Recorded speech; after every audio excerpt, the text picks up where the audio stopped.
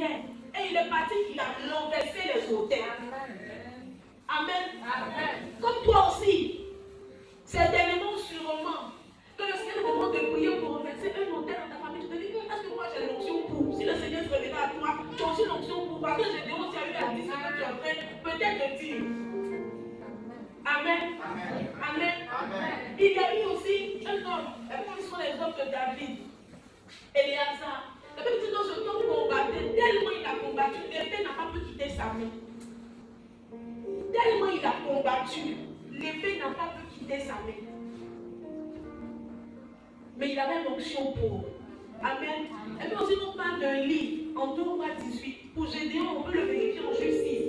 Pour l'homme de David, qui s'appelait Éléazar, on peut le vérifier en 2 Samuel 23. Élie, en 2 Rois 18, la Bible nous dit qu'il était en train de prier et le roi Agab l'a dévancé. Mais quand l'onction pour est arrivée sur lui, la Bible dit qu'il a couru. Mais il a dépassé Agab qui était déjà parti avant lui. Ça, c'est pas l'onction, c'est pas sûr. C'est pas sûr. Amen. Amen. Dans le Nouveau Testament, on a Pierre. La Bible dit que les linges de Pierre guérissaient les malades. Amen. Les linges de Pierre. Des personnes qui ont voulu le toucher simplement. Et la Bible dit qu'il repartait, il mettait ça sur le malade et le malade était guéri. Parce qu'il avait l'onction. La Bible dit que Paul, son nom guérissait les malades. Son nom. Son nom. Dis à quelqu'un son nom. On n'a pas dit lui-même. On dit son nom. Mais pourquoi? Parce qu'il était disposé, parce qu'il voulait cette onction. Elle est arrivée sur lui pour répondre aux besoins du Seigneur, pour donner de la joie à des personnes qui étaient malades, à des familles qui étaient démunies. On a aussi Philippe, souvent on prend ça pour s'amuser. On dit, moi il y a onction de Philippe, il y a un talent tout de suite devant toi, on dit ça vraiment jouant. Amen. Parce que souvent même on dit qu'on ne croit pas vraiment, on se dit comme on a lu ça quelque part, oh, ça peut arriver. Mais il avait reçu cette force, il s'est téléporté. On dit qu'il a quitté un budget, mieux vous comme s'il a parlé à Yassoko.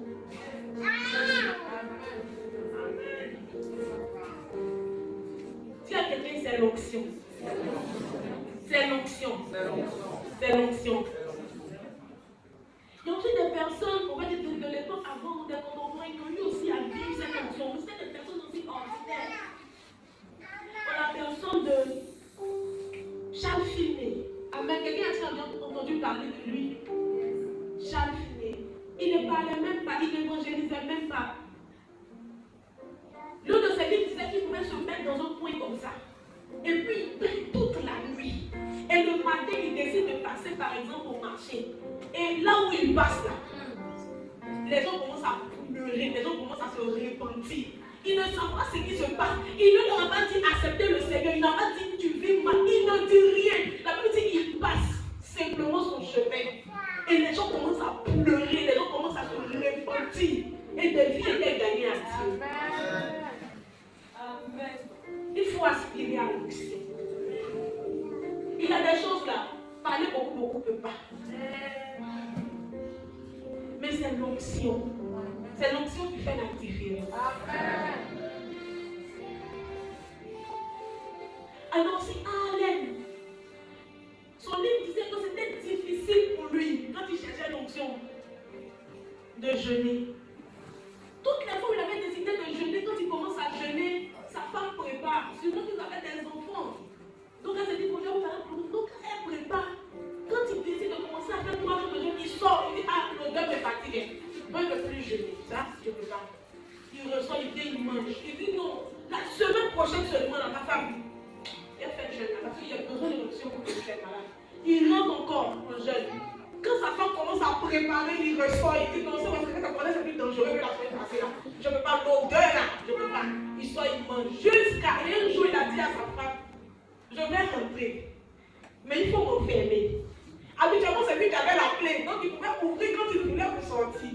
Cette fois-ci, il a dit à sa femme, enferme-moi, toi, va avec la clé. Même si je tape, pas, j'ai besoin de cette option. Et la Bible dit que pour cette fois, David, son livre disait que pour cette fois, il a réussi. Et quand il est sorti, des miracles l'onction accompagne.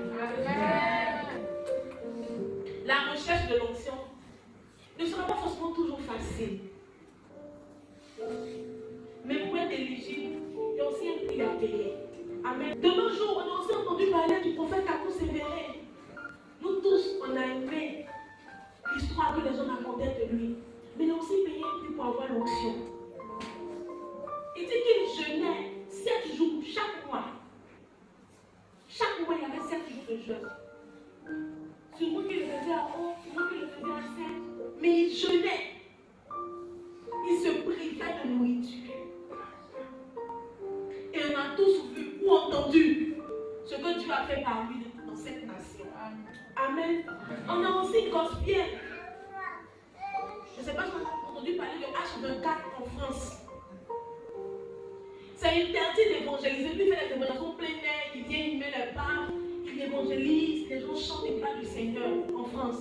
Et un jour, pendant qu'il est en train de faire cela, des gendarmes, on va dire comme ici les policiers, venaient pour l'arrêter, pour lui dire, mais tu sais que ce que je suis en train de faire là, tu n'as pas le droit de le faire. Et quand ils sont arrivés, quand ils ont voulu le toucher, les corps habillés là, ils sont tombés sous l'onction.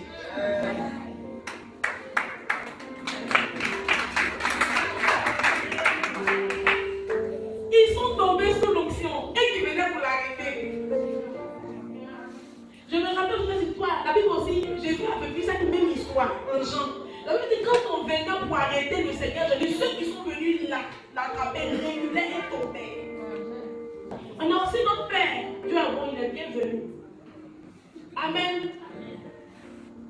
Souvent, il me demande, comment il fait pour lui là? Comment il peut prendre des pattes? Il est dans le même costume. Il fait comme ça. Il fait comme ça, il le voit pour. Mais comment on peut expliquer ça? Ou bien tu le vois, il voit son nom, il te donne le reste, dès que tu vois, tu tombes. Ou bien dès que tu vois, il ne sent plus la douleur, je suis guéri. Ou bien il te dit, va-t'en avec l'eau, avec la corde, après il y a des témoignages qui se rendent, mais c'est l'onction. Souvent il est en train de prêcher, et il fait comme ça, quelqu'un a la comme ça, souvent les yeux de la personne sont fermés. Mais la personne arrive à faire le même geste qu'il fait. Il fait ça, la personne tombe là, il dit, comment? C'est l'onction. C'est l'onction. Amen. C'est l'onction. Et si Dieu peut encore s'investir dans la vie de ces personnes aujourd'hui, Dieu aussi peut le faire maintenant. Car ce sont des personnes de la même nature que toi. Mais ces personnes ont pu simplement se disposer pour répondre aux besoins de Dieu, pour pouvoir faire des exploits avec lui. Famille, il faille que nous sortions de nos prières trop personnelles. Je suis sûre que quelqu'un venu à cette veillée est venu en disant aujourd'hui là, et ce qu'il est venu là, Dieu va parler pour moi, Dieu va parler pour ma fille, Dieu va parler, Dieu va parler, Dieu va parler, Dieu va faire. Et jusqu'en quittant ici là, quand je vais rentrer à la maison là, le dimanche je vais rendre témoignage, c'est bon, Dieu aime ça. Mais Dieu a un plus grand besoin. Dieu a besoin de toi pour donner de la joie à plusieurs personnes. Il faut que nous sortions de nos intérêts pour répondre aux intérêts et aux besoins de Dieu. L'église que nous sommes ne doit pas seulement se limiter au fait de parler en langue, mais l'église doit pouvoir manifester la puissance. Amen. On doit monter, on doit aller plus haut, on doit quitter le niveau du parler en langue. Amen. Et on doit aspirer à cette puissance-là. Le déclencheur de la puissance, j'ai pu le lire dans la Bible. En Matthieu, 14. Quelqu'un va prendre rapidement. Quelqu'un d'autre, va prendre Matthieu 20, 34. Et Marc 1, verset 41. Matthieu 14, quelqu'un le prend. Quelqu'un prend Matthieu 20, 34. Quelqu'un prend Marc 1, verset 41. Jésus, ému de compassion, étendit la main, le toucha et dit, je le veux pas. La Bible dit Jésus ému de compassion. Quelqu'un a trouvé Matthieu 20, 34. Ému de compassion. Jésus toucha leurs yeux. Et aussitôt il recouvrait la vue. Amen. Amen. Matthieu 14. Qui a trouvé? Matthieu 14. Quand il sortit de la barque, il vit une grande foule qui fut émue de compassion pour elle et il dit et puis ému de compassion pour elle. Amen. Il faut avoir la compassion des âmes. Il faut avoir mal des âmes qui meurent sans connaître le Seigneur. Il faut avoir mal de voir des personnes qui souffrent. Amen. C'est à partir de ce moment-là que le déclencheur va naître. J'ai lu un livre. Malheureusement, je l'ai oublié à la maison. Un livre de pasteur Maurice Céboulon qui parle de producteur de preuves. Je ne sais pas quand il a écrit le livre, mais je sais que ça date de plus, non de moins, on va dire de moins de 30 à 40 ans. Et le livre disait que chaque jour, quand il écrivait le livre, 329 000 personnes mouraient sans avoir connu le Seigneur. 329 000 personnes mouraient par jour sans avoir connu le Seigneur. Et à notre époque, et aujourd'hui. Je suis sûr que peut-être vous avez 700 000, peut-être 800 000, peut-être 1 million même de personnes dans le monde entier meurent sans connaître le Seigneur pendant que nous sommes là. Si nous n'avons pas la compassion des âmes, l'onction ne pourra pas venir sur nous. 329 000 personnes. Au début, maintenant, ça m'a choqué quand il a écrit, il a pensé que c'était une argent, il pensait qu'il avait mal vu. Donc, quand je prenais maintenant, j'ai mis 329 000 francs. Après, il dit, francs, c'est l'argent de l'amour, pas ici. J'ai relu. Je pensais que je me trompais. Je dis, c'est pas 329 personnes. Je relis. 329 000 personnes meurent par jour. Je dis, mais ça, je ne sais pas, c'était depuis quand. Et je suis que c'est peut-être il y a longtemps, peut-être que c'est plus de 40 ans, il y a longtemps. Et aujourd'hui, il y a du boulot, il y a beaucoup à faire. Il y a du boulot, il y a beaucoup à faire. Le pasteur a pu vous le dire le premier jour quand il est arrivé à l'église. Il dit, il y a beaucoup de personnes dehors qui nous attendent. Il dit, il y a beaucoup de personnes dehors. Le nombre que vous êtes aujourd'hui n'est pas le nombre. Il y a 1 million de personnes dehors qui vous attendent à l'église. Il y a 1 million de personnes qui nous attendent. Ça, c'est pour TMO et pour les autres assemblées. Dieu a besoin que nous soyons des producteurs de preuves. Dieu veut que nous soyons des producteurs de preuves. De sa puissance, de sa guérison, de sa délivrance, de la résurrection. Prophète pouvait le dire, il dit délivre ceux qu'on traîne à la mort. Et ceux qu'on va égorger, sauve-les. Délivre ceux qu'on traîne à la mort. Et ceux qu'on va pour égorger, sauve-les. Qui a déjà envoyé à mon Seigneur?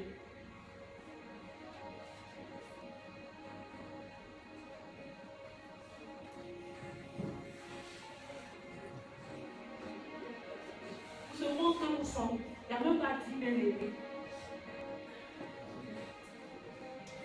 Mais si je demande ici, qui veut que le Seigneur dis à quelqu'un répondons aux besoins de Dieu. Il faut bien lui dire qu'il le tente. Il faut lui dire répondons aux besoins de Dieu. Cherchons premièrement ce qui donne de la foi au Seigneur.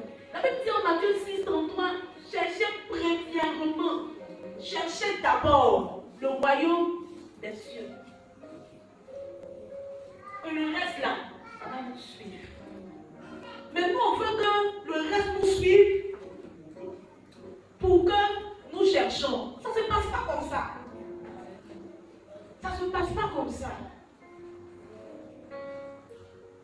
Ça ne se passe pas comme ça. Il faut que nous changions notre conception d'église. Dis à quelqu'un t'attend dehors, quelqu'un t'attend dehors. Il faut lui dire quelqu'un t'attend dehors. Le monde est ténèbres, on s'est fait d'années, en train de faire des planifications, ceux qui sont déjà fait, parce que ce n'est pas maintenant qu'ils font. Le Seigneur dit délivre ceux qu'on traîne à la mort. Ils sont en train de voyer plusieurs comme ça à la mort. Et nous sommes là. Ils ont déjà fait des plans pour égorger plusieurs. Et nous sommes là. Et le cœur du Seigneur a mal.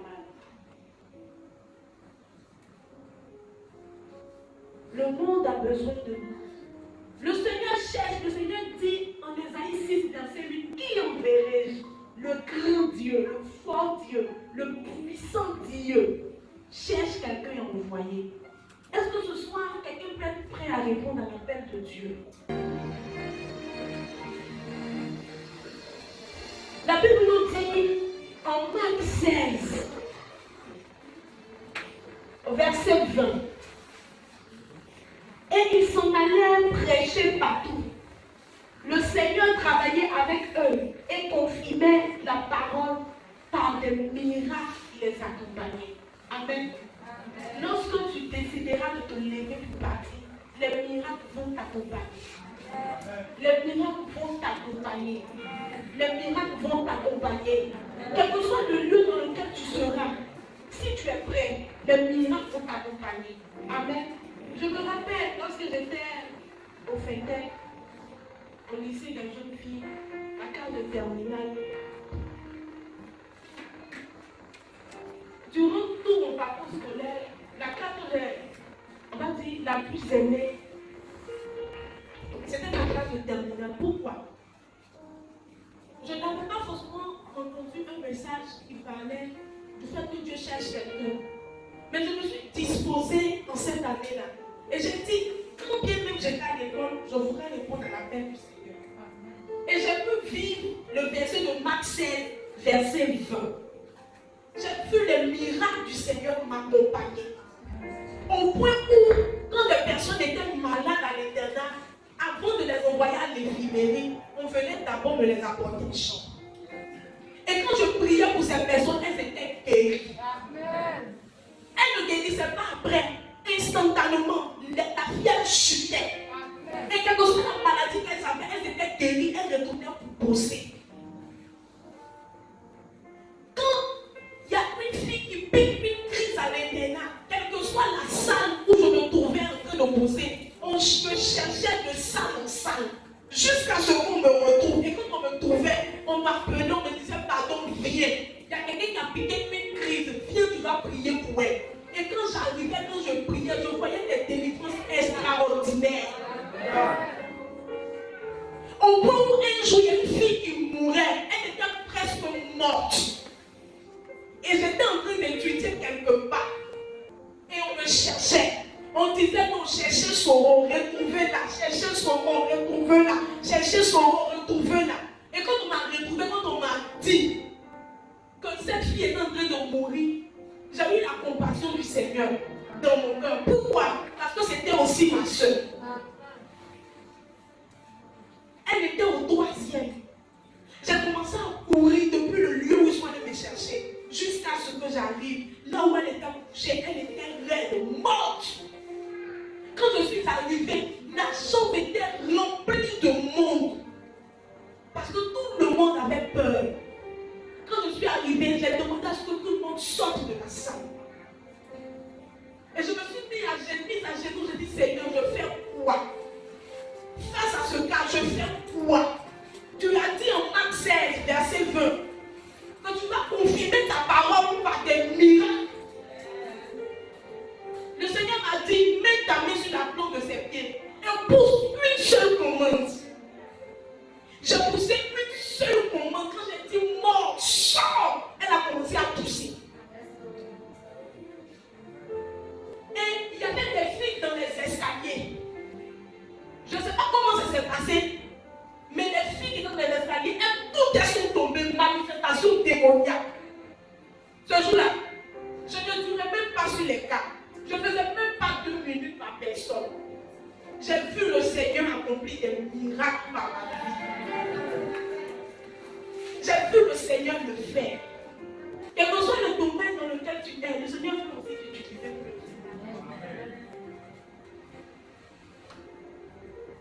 Le Seigneur veut aussi t'utiliser pour le faire. Je me rappelle que j'avais commencé une cellule même en classe et je faisais prier mes amis à l'école. Le Seigneur a confirmé sa parole par des miracles dans ta vie. Amen. Il le fera. Il le fera. Il le fera. L'onction pour la force pour bien faire ce que je vais te confier comme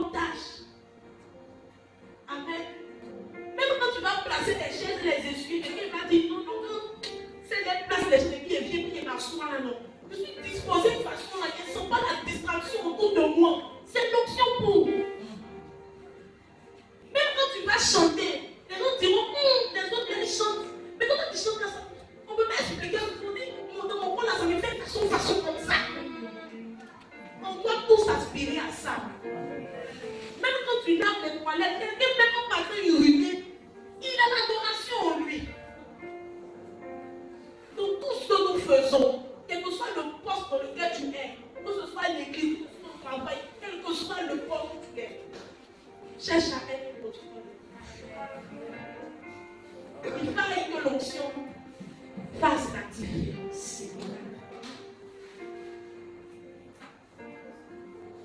Amen. L'un des moyens les plus efficaces pour monter à aller plus haut en profondeur, c'est la prière. Parce que quand je voyais le Seigneur faire ces choses de ma vie à l'école, j'étais très disciplinée. Je ne sortais jamais de la chambre sans avoir médité. On commençait les cours à 7h30.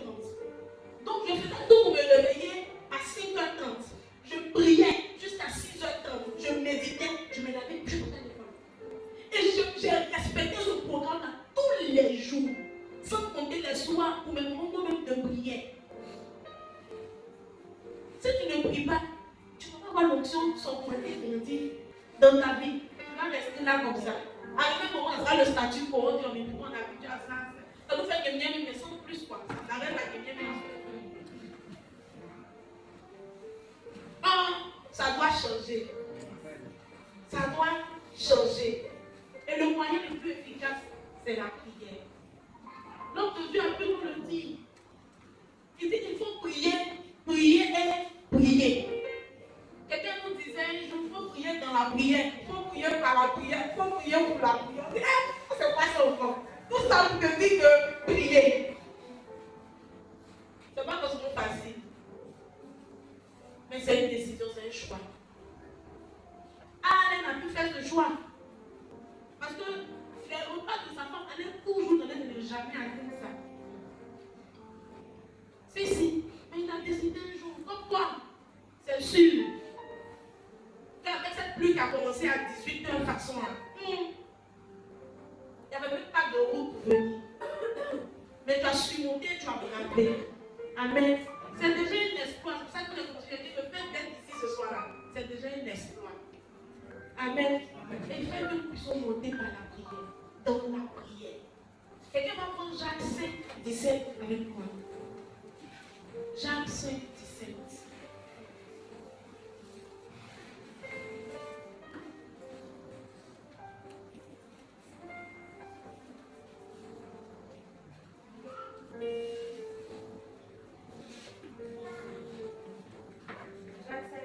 Jacques 5, 17.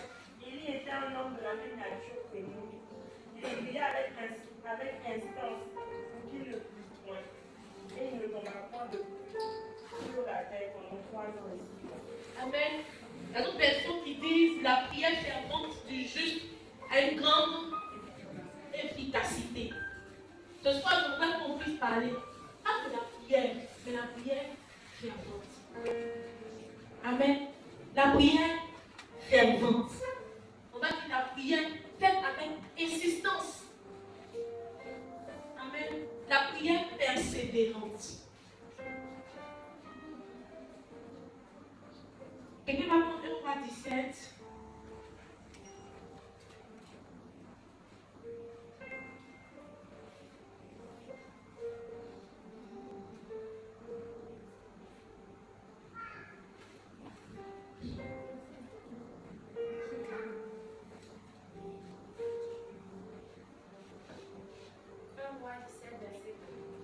Élie de Tishbite, l'un des habitants de Galade, dit à Achaï: L'Éternel est vivant, le Dieu d'Israël,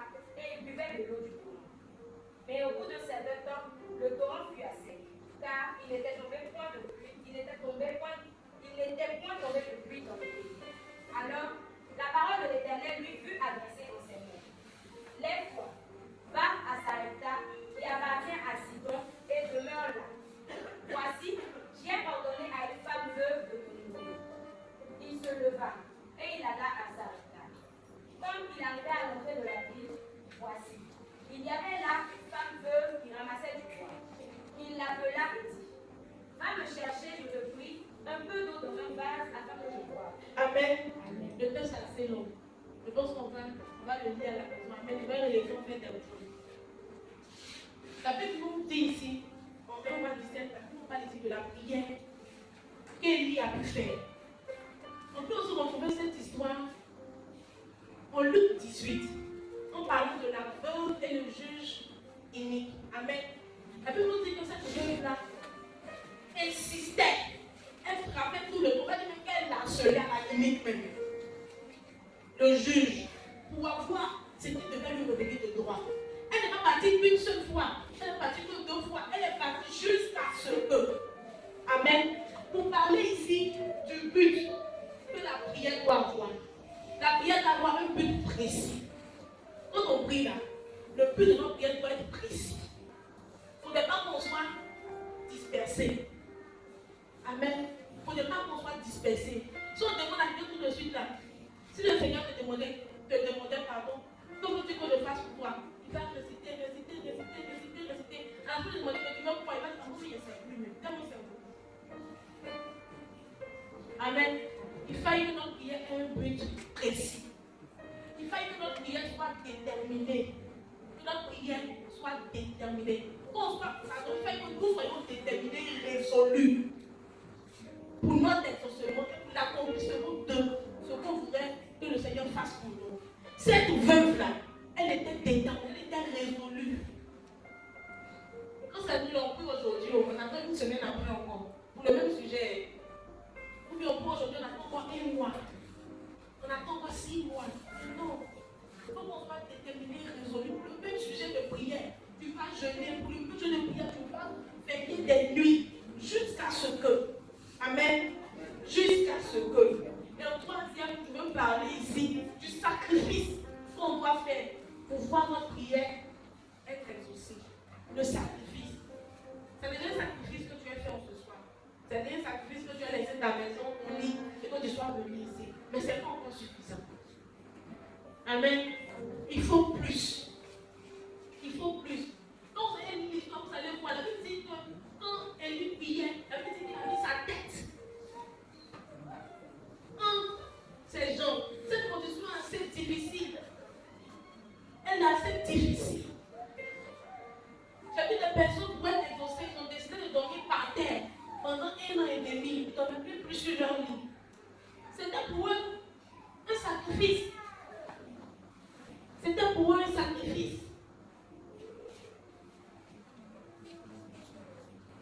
Est-ce qu'aujourd'hui nous sommes encore prêts à payer des sacrifices pour un exaucement que nous cherchons? Est-ce que nous sommes encore prêts? Et quel sacrifice sommes-nous prêts avec mon corps à payer? Quel genre de sacrifice? Souvent, même après, tout le monde fait un sacrifice, on prie, on dit non, il ne faut pas me dire ça. C'est pour les autres gens, voilà. Il ne faut pas me dire ça. Mais quel sacrifice? Quel sacrifice? Quel sacrifice? Quel sacrifice? Touche quelqu'un, il faut lui demander quel sacrifice es-tu prêt? Es-tu prêt à faire pour voir ton exaucement? Si le Seigneur te demande de dormir maintenant, après 3 heures, c'est-à-dire que tu dois être en prière de minuit à 3 heures, est-ce que tu peux? Pour ton exaucement. Tu as commencé 1 jour, 2 jours, 3 heures, le Seigneur même là, ah mais tu me connais, tu sais que je suis faible.